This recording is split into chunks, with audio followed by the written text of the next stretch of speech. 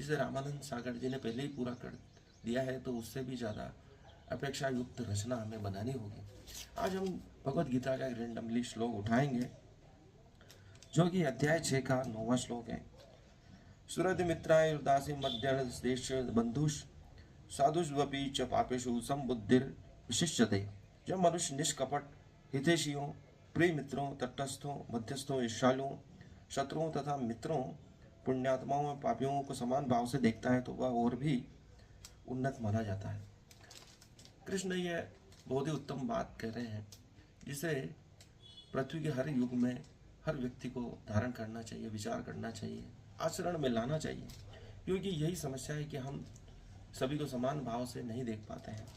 कृष्ण कह रहे हैं कि जब मनुष्य निष्कपट होकर हितैषियों को, प्रिय मित्रों को, तटस्थों को, मध्यस्थों को, ईर्ष्यालुओं को, शत्रुओं को तथा मित्रों को, पुण्यात्माओं, पापियों को समान भाव से देखने लगते हैं, तो हमारी सब समस्याएं नष्ट हो जाती है।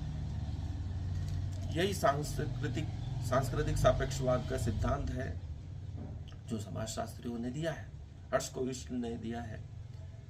यही समाजशास्त्री वेबर ने दिया था, वर्स्टेन पद्धति है, और यही उनकी समालोचना दृष्टि है, व्याख्यात्मक दृष्टिकोण है, कि हम क्रिया की व्याख्या सामने वाले व्यक्ति के अनुसार ही करें, कर्ता के अनुसार ही करें, अपनी सोच न लगाएं, समभाव से देखें।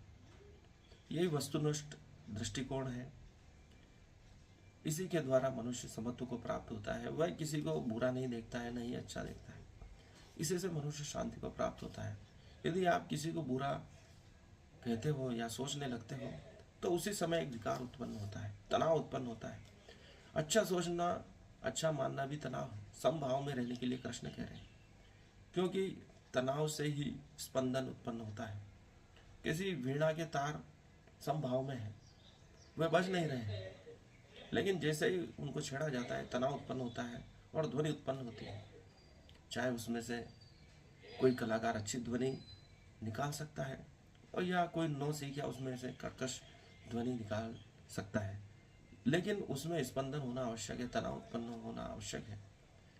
यदि आप अच्छा भाव भी करते हैं तो भी तनावग्रस्त होंगे, और बुरा भाव करते हैं तो भी तनावग्रस्त होंगे। इसलिए समभाव में रहने का प्रयास सभी मुनियों ने, ऋषियों ने, बुद्धों ने कहा है। भगवान बुद्ध भी समभाव में रहने के लिए कह रहे हैं, क्योंकि उन्होंने अपनी खोज यात्रा ही दुख से शुरू की है। दुख भी एक तनाव और सुख भी एक तनाव है, जो दोनों के मध्य में ठहर जाता है, वही असली संतत्व है, ध्यानस्थ है। धन्यवाद। आज के लिए इतना ही।